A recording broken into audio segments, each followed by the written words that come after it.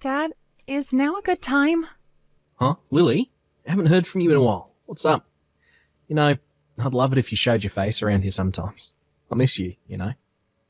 I've been settling into my new life of living alone ever since you flew the nest a year ago to get married pretty well, but I'd still like to see you sometimes. I'm your dad, sweetie. Yeah, well, you see, it's not that I don't want to. Huh? What is it then? Well, there's something I was hoping I could talk to you about. Oh, all right. Well, sure. Go ahead. Ugh, my husband Frank just got back, so I'll have to shoot. Let's do this another time, okay? Sorry, Pops. Sure. Got it. If you're ever in trouble, I want you to know you can message me anytime.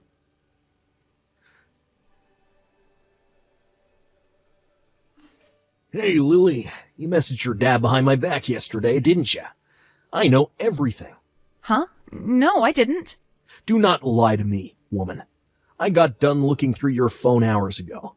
You cut it off mid-discussion 'cause I came home earlier than planned, didn't you? You lying lowlife. Don't bother trying to keep up the act, woman. Believe me, I'm already pissed enough as it is. But my phone was locked. How did you... The password was your dumb bitch mom who died 10 years ago's birthday, right? As if I wasn't going to guess that. You think like a simpleton. It was so easy to guess, I got it on my first try. Oh my God. I made your instructions perfectly clear when we got married. I told you were to cut off all ties with your worthless loser of a dad, didn't I? Please, Frank, don't do this. I'm begging you. Will you just cut me some slack on this one thing, please? He raised me all on his own after my mom passed away. I can't cut him out of my life. So let me get this straight. Basically, you mean you're perfectly fine with me having my dad, using his power and influence to make your dad's factory go bankrupt. That right? That's, If you don't like it, get him out of your life ASAP. But please, You know what happens, don't you, Lily? I know you know what happens when you act like this. So why even bother? It'll only end in misery for you.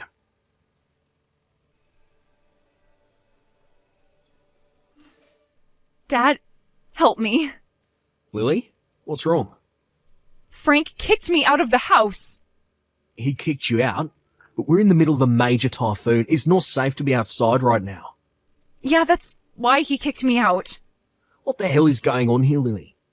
He's been telling me to cut all ties with you and never speak to you again for a long, long time now, but I couldn't do it, and when he saw me hesitating, he grabbed my phone and tossed it out into the backyard. It was like he was possessed by a demon. He pushed me flying out of the front door and locked it behind me. In the middle of a typhoon? Where are you right now? I'm taking shelter under the bus stop near our house. Do you know the one I mean? Wait, do you mean the bus stop near the Johnson River? The one by the bridge? Yes. I thought I could ride the bus to the station from here and make it to your place on my own. But when I got here, I realized I don't even have my purse. Got it. I'll be there soon. But it's dangerous to be near a river during a typhoon this bad. Can you at least make it somewhere safe while I head to get you? He threw me out in my pajamas, so I'm barefoot. I think I stood in some glass or something, and it hurts like hell to walk. Don't even have shoes on. All right, just hold tight, sweetie. I'll be there as soon as I can.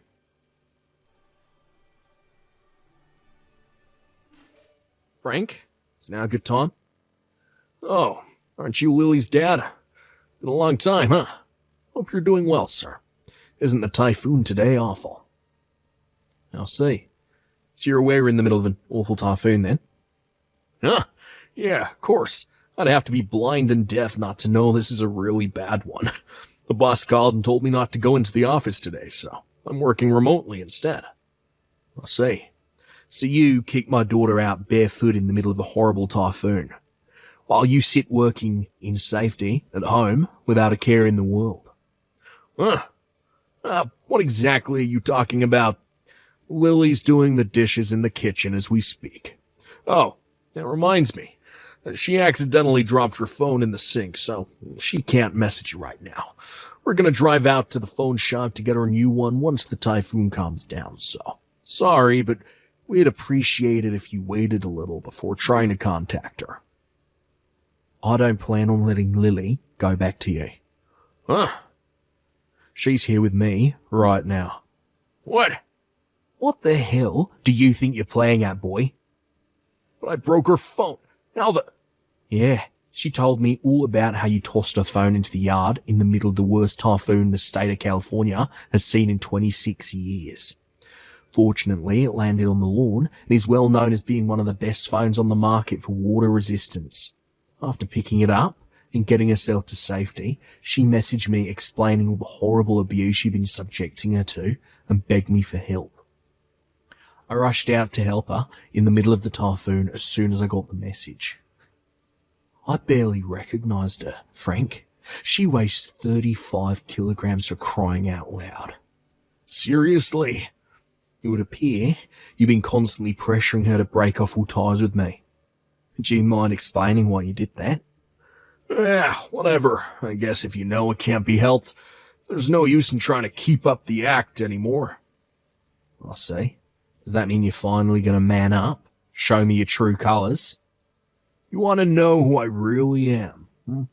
I'm the son of the CEO of a major company, and I'm set to be president one day. And you, Andrew, you're nothing but the owner of one of my father's dozens of minor, insignificant subcontractor factories. You're nothing but a worm beneath my feet. We live in different worlds, peon. Different worlds. So what? I took your trashy production line working daughter and claimed as my own. What's the issue here? She should be grateful someone as powerful and respected as myself would even give her a look in. In return, it was her duty to live to serve me for the rest of her life and do my bidding at all times. But that goddamn stubborn blockhead refused to cut you out of her life. She had the nerve to disobey me, her husband, the lord of the manor, and the supreme master of her life. You can't seriously expect me to forgive impudence of that magnitude.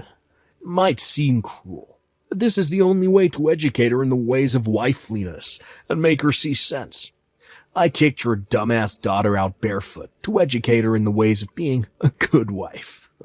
Sure, we might be in the middle of a typhoon, but hey, that ain't my problem. If anything, being kicked out in the middle of a typhoon might make her think even harder about her disgusting behavior. I'll say, you're saying some very messed up things here, Frank. Messed up? The only one who messed up here is you. How the hell did you raise your daughter for her to end up like this? This is why single parents should be eradicated from society. She doesn't belong to you anymore. You do know that, right? She's my wife, and I intend to educate her as such. Wonder if you'll have the decency to cut off ties with her and stop getting in my way. Just what the hell do you think my daughter is? Huh? I'll let you have her hand in marriage because I thought you'd make her happy. And what did you do? You trampled her hopes, expectations, and dreams underfoot as you terrorized, tormented, and abused her. What's your heckin' goddamn point? The only one who needs educating here is you. Wow. Who's going to educate me? You? The owner of some insignificant, poxy rundown factory in the middle of bum shit nowhere. I'm glad you're looking forward to it. Yeah, I sure am. Oh, I can't wait. This should be hilarious. Andrew, hello? Please, I'm begging you, forgive me. Please. What are you talking about? The thing with the business deal. You have to take it back, please. Please undo it. I'm begging you. This is going way too far. All I did was present your dad, the CEO of my biggest client company, collection of conditions for him to meet if we were to carry on doing business together. One of the conditions is to kick me out of the running for CEO when he steps down, isn't it? Make it sound a little dramatic, but yeah, it's basically it. Like I said, your dad's company is one of my biggest clients. However, there are many more companies I could do business with if we were to lose the contract for whatever reason. I can't say the same for him though. The parts he orders from my factory are extremely difficult to get a hold of elsewhere in the market due to patent issues. Not to mention the skill level of our technicians. But basically, if I said I wasn't going to renew the contract, Your dad's company would be facing some pretty severe management difficulties before long. Oh, you thought the fact that your wife's dad was just a subcontractor, gave you full license to do whatever you pleased to her, didn't you? Sadly for you, it backfired. And now, thanks to your arrogance, the very future of his company is in jeopardy. You shouldn't bring personal grievances into business. This is wrong. It's immoral. You call yourself a professional.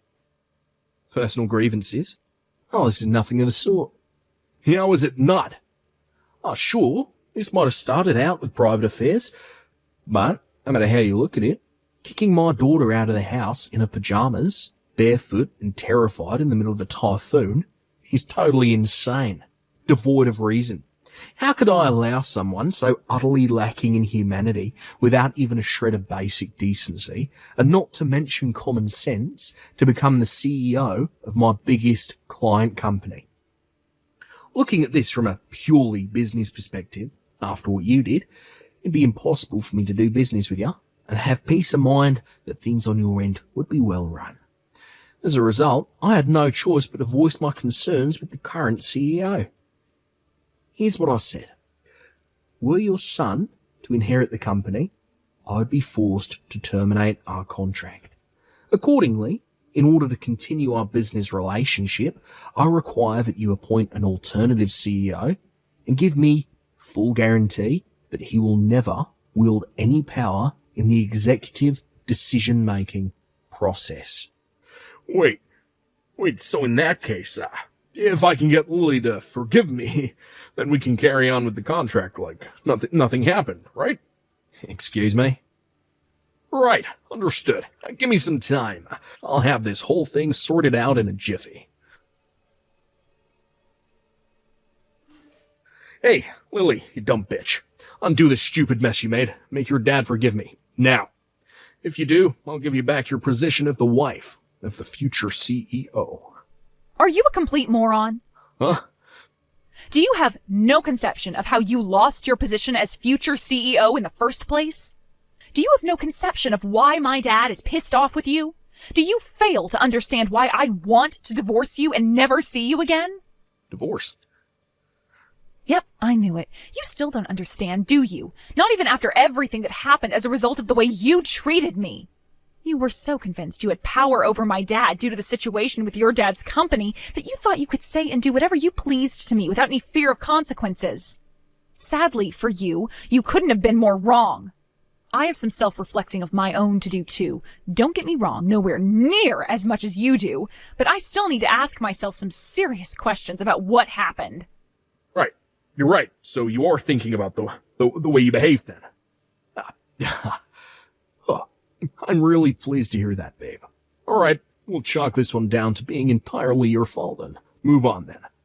Okay, I'm ready for you to come home and apologize to me so we can go back to normal and put all this stupid crap with me losing my CEO post behind us.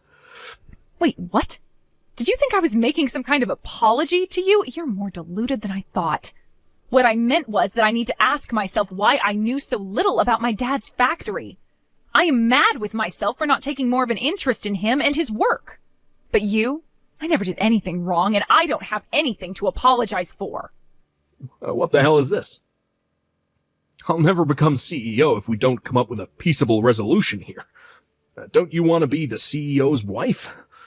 So your response to me telling you we're getting a divorce is to try and tempt me with the prospect of being your wife in this fantasy world where you still get to become CEO? Are you too much of a moron to see how little sense that makes? If I cared about being the CEO's wife, I wouldn't be divorcing you in the first place, you idiot. What did you just call me? Besides, even if you weren't physically and emotionally abusive, I still wouldn't have any interest in being with you on behalf of the fact that you have been cheating on me. Huh? Surely you didn't think I wouldn't notice. You always did suck at hiding things. You and your lover can both expect a letter from my lawyer explaining how much compensation you're gonna owe me. You better not try and escape.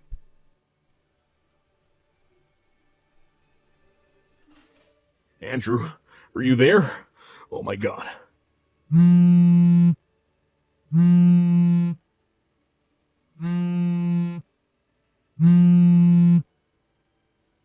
I guess I could answer the phone.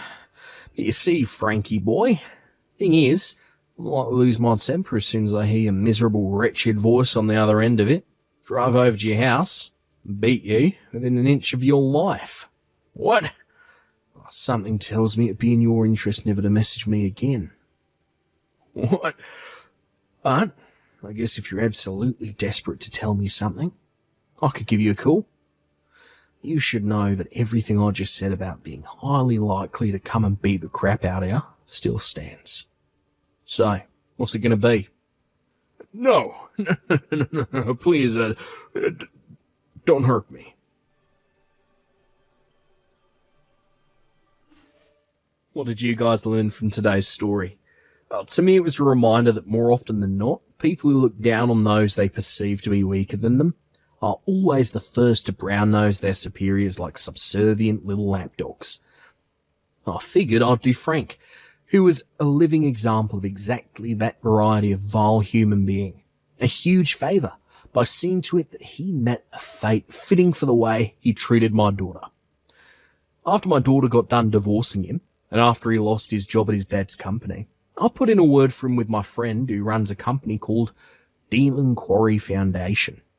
Strictly speaking, they mine rocks and rare metals, but in reality it has a reputation as being somewhat of a reform organisation for society's delinquents. It has a track record of setting even the most wayward and unruly on the straight and narrow through good old-fashioned, intense manual labour. As well as re-educating him, his employment with my buddy also serves the purpose of helping him earn the money he owes my daughter in compensation. You should have seen his face when he found out he'd be working at the Demon Quarry Foundation. Judging from how pale he went, he knew all about them.